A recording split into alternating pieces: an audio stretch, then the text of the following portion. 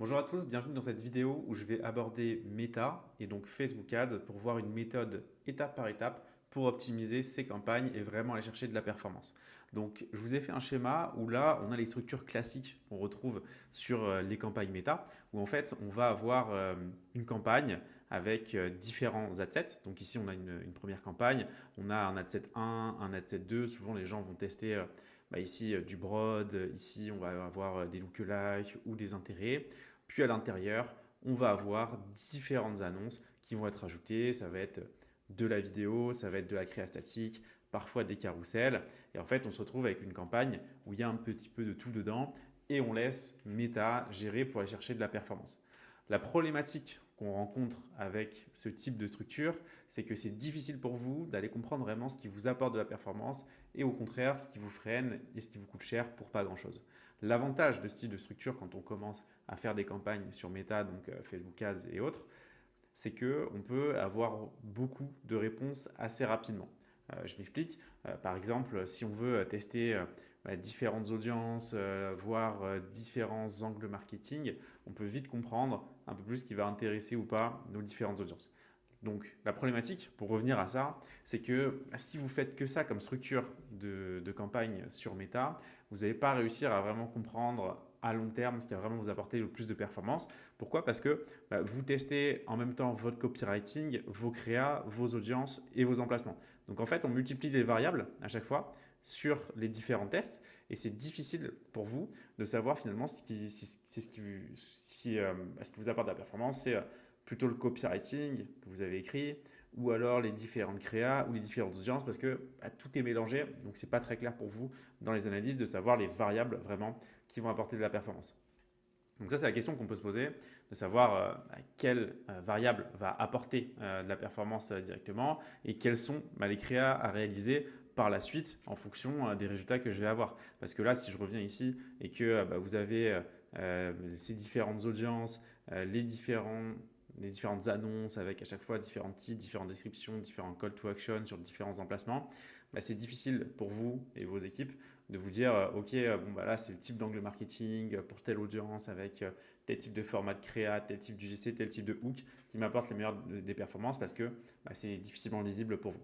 Donc aujourd'hui, je vais vous partager une méthode que vous pouvez utiliser dans votre compte Facebook Ads pour aller A/B tester justement ces différentes variables et vraiment comprendre derrière ce qui va vous apporter le plus de performance. Donc ce qu'on peut faire ici, pardon, excusez-moi, ça va être d'utiliser une deuxième campagne sur Meta sur laquelle on va avoir une structure qui va être plus simple et qui va nous permettre de tester les éléments les uns après les autres. Donc là, on va pouvoir créer une campagne assez classique ici où on va travailler deux adsets différents ici, comme vous voyez.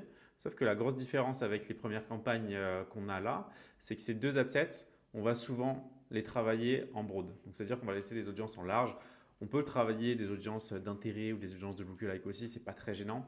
Mais l'objectif principal, c'est qu'on se dit qu'on va essayer de garder toutes les variables communes à notre test et donc tester une variable unique. Donc là, si on a deux audiences différentes dans deux adsets différents et qu'on reteste deux annonces différentes par la suite, comme on a vu, en fait, on multiplie encore les tests et en fait, on ne sait pas vraiment si c'est l'audience ou si c'est l'annonce qui est à l'intérieur qui a permis d'aller générer des meilleures ou des moins bonnes performances. Donc nous, ce qu'on veut faire, c'est vraiment isoler. Donc là, ce qu'on va faire, c'est avoir deux adsets qui vont être basés sur la même audience, sur les mêmes emplacements, et on va vouloir commencer à A/B tester par exemple, deux formats d'annonces différents. Donc, on a un même angle marketing, on a peut-être notre campagne générale avec tout qui est mélangé, où on sait que, par exemple, l'angle de l'économie, c'est ce qui intéresse le plus notre audience. Ok, on travaille sur cet angle-là, on va construire deux créas où on veut avoir comme réponse le format qui va le mieux fonctionner par rapport à notre cible.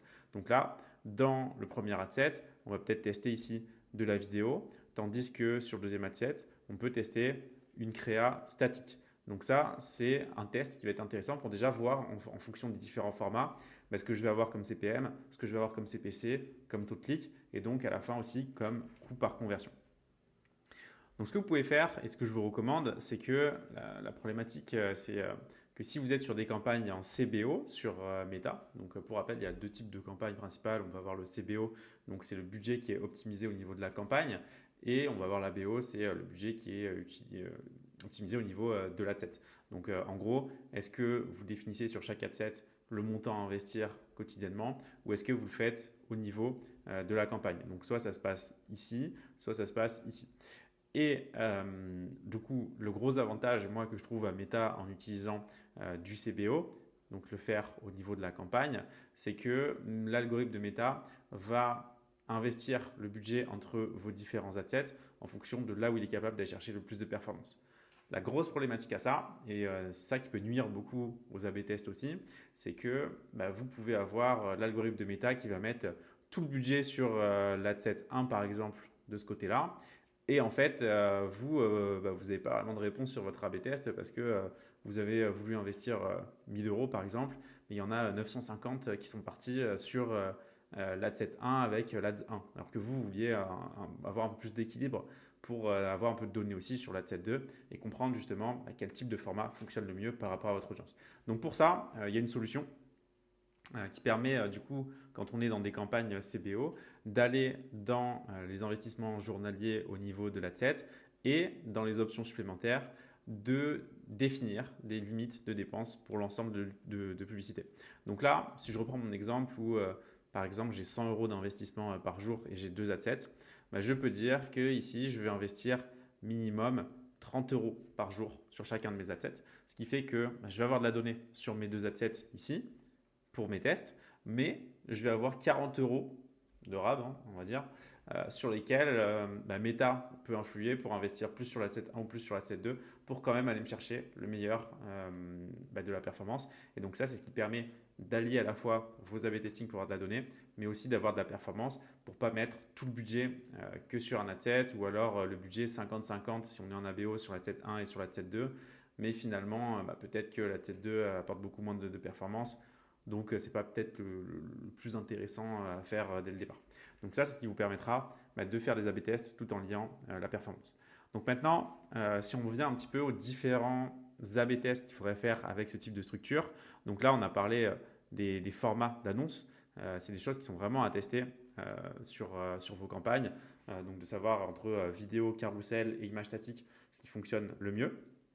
Ensuite, une fois qu'on a fait ça, il y a les différents hooks, scroll stopper si on est sur l'image statique. Ça, c'est souvent oublié, mais c'est ce qui fait une grosse part aussi de la performance. Par exemple, si on avance un petit peu, que là, vous avez testé, vous savez dans un premier temps que vous avez sur l'adset 1 l'annonce vidéo qui fonctionne le mieux. Bon, vous allez reproduire un nouveau test cette fois, ou même chose, on va avoir un nouvel adset ici qui va être le même que l'adset 1. Sauf que cette fois, plutôt que ce soit une image statique que vous allez tester par rapport à la vidéo, ça va être une deuxième vidéo, ici aussi, qui va être basée sur la même annonce que la vidéo 1, sauf que on va avoir un hook qui va être différent. Donc le hook, c'est les 3 premières secondes que les utilisateurs vont voir lorsqu'ils vont lancer votre annonce. Et ça, ça va vous aider à comprendre si vous avez un taux de rétention sur votre vidéo qui va être plus ou moins élevé. Donc, vous pouvez regarder les vues de vidéo à 25%, 50%, 75%. Et ce qu'on appelle le hold rate, donc c'est le nombre de personnes qui voient la vidéo à 75 ou 95%, où vous pouvez fixer le taux comme vous voulez, par rapport au nombre de personnes qui l'ont lancé. Donc plus il est élevé, plus c'est intéressant. Mais attention, c'est à mettre aussi en rapport avec le taux de clic, parce qu'il y a peut-être des personnes qui, au bout de 30% de la vidéo, vont être assez convaincues, vont cliquer pour pouvoir voir la suite et découvrir ce qui se passe derrière. Donc, nous, ce qu'on veut faire, c'est A/B tester les hooks, parce que c'est un levier qui peut être hyper intéressant pour aller chercher plus de performance. Vous doutez bien que quand vous payez 1000 impressions pour 5 euros par exemple, sur ces 1000 impressions, s'il y a 10% des gens qui voient plus de 3 secondes de votre vidéo ou 50% des gens qui voient plus de 3 secondes de votre vidéo, à la fin, ça fait des grosses différences sur le CPC, sur le taux de clic et sur votre taux de conversion et donc votre coût par conversion finale. Donc ça, c'est un levier d'optimisation qui est hyper intéressant et c'est la même chose sur les stop scrollers. Si vous avez une créa statique, au lieu d'avoir des vidéos qui fonctionnent bien, testez différents stop scrollers, même si le message de fond est plutôt le même, au moins vous avez différents moyens d'aller chercher une amélioration de vos CPM, de vos CPC, de vos taux de clic, vos taux de conversion, comme on disait. Donc, une fois que vous avez fait ça, vous pouvez aussi, par la suite, vous dire, OK, bon, maintenant j'ai des hooks qui fonctionnent bien, j'arrive à capter l'attention de mon audience, je veux tester différents frameworks. Donc là, si on reprend un petit peu le même schéma, cette fois, on va kill ce qui fonctionne le moins bien, redupliquer notre ad set sur les mêmes composantes et dans notre nouveau ad set qu'on va mettre en place sur les mêmes variables, on va tester dans les annonces un framework différent. Donc, mettons que vous ayez fait tourner de la vidéo sur le modèle de copywriting AIDA, vous pouvez tester un modèle PAS, problème, agitation, solution, potentiellement, avec le même hook. Ça sera le même corps, mais pas présenté de la même manière. Et ça, peut-être potentiellement, ça va vous amener une meilleure rétention sur les vues, plus de taux de clic et potentiellement le trafic plus qualifié qui convertit mieux. Donc ça, c'est ce qu'il faut tester derrière, c'est les différents frameworks de vos vidéos. On a ensuite derrière tout ce qui va être le copywriting ici. Donc ça, c'est quelque chose qui n'est à pas oublier non plus. C'est que, mettons que si on reprend toujours le même schéma, maintenant vous avez vos hooks, vous avez testé vos différentes vidéos. Et là, il y a vraiment une annonce qui se dégage plus que les autres où vous avez des meilleurs résultats. Les gens cliquent, les gens regardent, vous avez des super stats dessus. Ok, donc là, vous avez déjà un petit peu votre annonce visuelle qui est prête. Mais maintenant, il reste toute la partie textuelle, donc tout ce qui va entourer votre annonce vidéo ou statique. Et donc, on va avoir le titre, la description, on va avoir les call to action. Et ça, c'est des choses que vous pouvez justement A/B tester au fur et à mesure avec toutes les variables égales par ailleurs pour comprendre quel titre, quelle description, quel call to action va vous apporter le plus de performance. Est-ce qu'il faut un texte principal qui est long? Est-ce qu'un texte principal qui est plutôt court? Mettre en avant directement l'audience à qui on parle ou alors plutôt de la réassurance, du témoignage client, un avis pour voir vraiment ce qui vous apporte le plus de performance. Et en fonction de ça, du coup, vous allez pouvoir réussir derrière à créer potentiellement la meilleure combinaison possible entre votre annonce visuelle, donc statique ou vidéo, et textuelle. Et c'est ça qui va vous permettre d'aller encore plus loin en termes de performance. Donc une fois qu'on a testé tout ça, là on commence à avoir des annonces qui sont hyper bien optimisées, qu'on a basées sur la donnée, on a testé les variables les unes après les autres, donc on sait vraiment ce qui vous apporte le plus de performance. Donc maintenant on peut monter d'un cran. Ici on peut repasser au niveau des assets. Donc là ce qu'on peut faire c'est cette fois continuer notre duplication de l'adset principal, mais sauf que au lieu d'intervenir sur toute la partie annonce, cette fois on intervient sur toute la partie adset. Et donc là, vous allez pouvoir tester plus en détail les différentes audiences. Vous dire, ok, là, je sais pas, je prends un exemple, je vends des vélos, j'ai testé une audience broad pour voir ce que était capable de faire l'algorithme avec mes différentes créas. Je vais tester une audience plutôt de passionnés de vélo, de gens qui aiment le Tour de France ou autre, et donc voir si ça me permet d'aller chercher encore plus de performance avec mes créas qui ont bien été testés déjà sur de la masse pour voir si je peux aller chercher plus de performance. Donc ça, vous pouvez le faire du coup au niveau des audiences. Comme je disais en préambule de la vidéo, testez bien les audiences similaires, les audiences basées du coup sur vos listes clients, vous pouvez faire du lookalike aussi dessus, les audiences d'intérêt, et vous pouvez continuer à utiliser du broad aussi. Des fois, un petit test qui consiste à dupliquer une audience qui est déjà sur du large pour refaire une audience qui est sur du large, ça n'a pas forcément ciblé exactement la même chose à l'intérieur, donc ça peut valoir le coup aussi de continuer à dupliquer de cette manière-là.